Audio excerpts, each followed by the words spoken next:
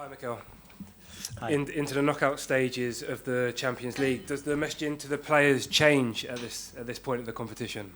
Yeah, obviously you start the second part of the campaign, and you know what is at stake. We start to play games when you are in or you are out. There is no margin for maneuver, and we're gonna face a very difficult contest tomorrow against a really good team. Can I just run through some fitness questions with you? Yeah. So, some of the players. So Martin Odegaard, is he out or available? Out, he's out, yeah. And from the weekend, Leandro, Trossard and Riccardo Calafiori had to come off early. Are they available? Yeah, those two are a possibility that they are available, and we will see tomorrow how we use them. And then I'll do it in the pairs they play. William Saliba and Gabriel. Yes. They're both available. And Declan Rice and Martin Zubimendi. Yes. Perfect. And you have a 100% win record in the Champions League. In other sports, you have to win every game to lift the trophy. Is that something you can challenge this group of players with? Yeah, the only thing you can take it is game by game and try to tomorrow be better than the opposition and then the right to win. We always talk about that. Obviously, we're playing so many games in different competitions. In the next 3 games, we're going to play in 3 different competitions, completely different opponents. You have to adapt to that. You have to, very early in the match, understand what the game is going to require, adapt to it, and be better than them. In this competition, Miles Lewis-Skelly started 6 of the 8 games in this competition, but found it a bit harder to start in the Premier League. I think he started 1. What is the reason for that? And because of last season, have you had to manage his expectations a little bit during this campaign? Yeah, every season is different. He had very good moments in the season. He had other moments when he hasn't played being that much. Obviously, a few days ago in the FA Cup, he was suspended and he could not play. So there are various reasons. Sometimes as well, the good form of your teammates. There's a lot of factors that contribute to that, but he's doing well. James, ESPN. Hi, Mikel. Hi. 2 years ago at this stage, we were talking about this team not having won a knockout game for, I think it was 13 years. Last season, we were talking about them not winning a semi-final for 16 years. Right. Do you think this team's in a different place now, that it sort of belongs at this level? You've kind of established yourself at the business end of this competition. I believe so. But this is football, and you have to show it tomorrow night. And in order to do that, you have to be so clear what the game is going to demand, and you need to perform on the day. Champions League, it's about the day, and within that day, there are moments, and you have to be better than that opponent. Do you sense it from the squad, though, that sort of mentally they're sort of better prepared, they kind of feel they belong at this level now?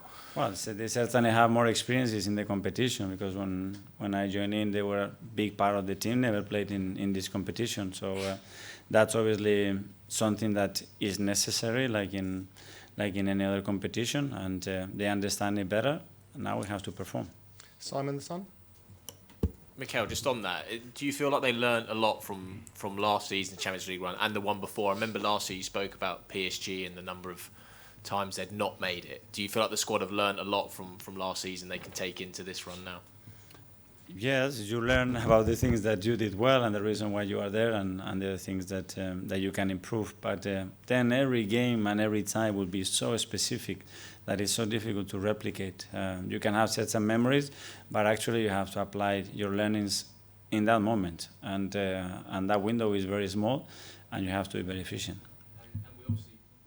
We obviously saw the FA Cup draw the other night, which I think in the fan base has sort of stirred up talk of the quadruple again. Is that something you encourage your players to talk about, or do you sort of say, look, don't talk about this?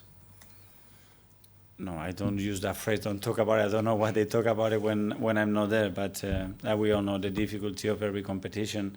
Start tomorrow. We are changing from competition to competition every 3 days, and so far we've done so well, and we need to continue to do that. James, Athletic.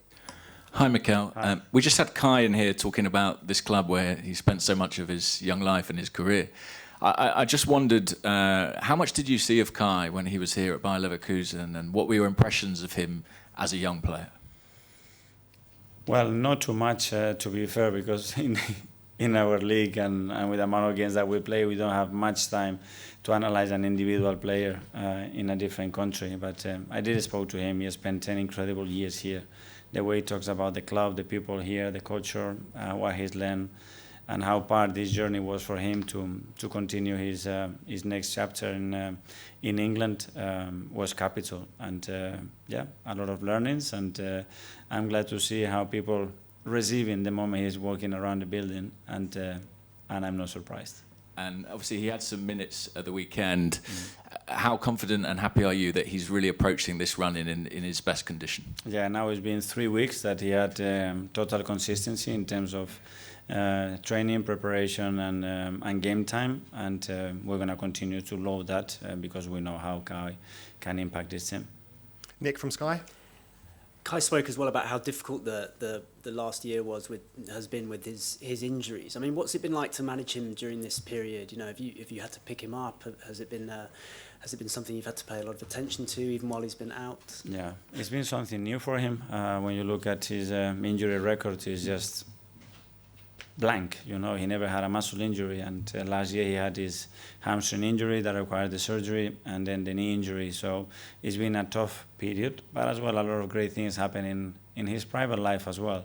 And when you talk about 15, 20 years career, you're going to have to go, unfortunately, most likely through these moments. And if there is a person that has the right combination of humbleness, patience, and love for the game, and a competitive edge, that's certainly Kai. And he had difficult moments, but that's why we are here, and all his teammates and family are there.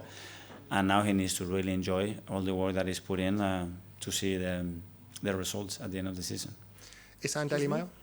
Hi, Mikel. With the Champions League, we get to see a few minutes of the open training sessions before match day. Obviously, today there was a clip of you slapping Declan Rice's back.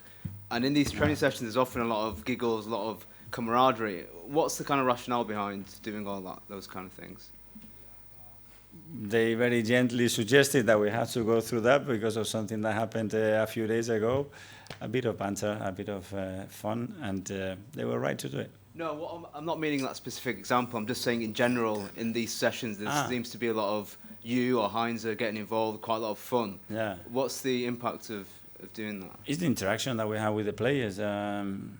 We love, as I start working with them, I think that feeling is from both sides because they know, I think, how much we care about them, and the level of demands go very closely with the level of support that they get, and I think the better that connection is, I think the bigger the chance is to achieve what we want. And in some ways, does that show the camaraderie that is around this team and you guys in this present moment? Sorry? Does it show the camaraderie and togetherness of the team? I don't know. That's a part probably that you guys can see, but there is so much that has going on every single day. Some beautiful moments, some other that are very tough as well. But yeah, the objective that we have is clear. We have a fantastic group of people to do it, and obviously a fantastic group of players. Okay, we'll do the last few now. Gentleman with the cap at the back there. Hi. Oh, thank you. Arsenal are flying high, doing very well in the Premier League, and playing brilliant football in the Champions League. The fans are dreaming again. But they've lived through these moments before, where everything looked possible, but somehow slipped away. As the leader of this project, do you sometimes harbor this fear that everything could somehow slip away, or you genuinely feel that this group of players could write a different story for Arsenal Football Club? I live the present, and I prepare to what I expect and what I feel every single day with optimism, putting everything that I have and trying to transmit and inspire those players to feel the same way. And then this is football. We have to do it. There is so much to do. It's a lot that we have done, but the important part is coming now, and it starts tomorrow. Okay, and finally the gentleman there at the back. Patrick Scherer, Kölner Stadtanzeiger. Hi, Mikel. A good friend of yours, Xabi Alonso, had a very successful time here in Leverkusen. So my question is, did you talk to him about what you have to expect here tomorrow?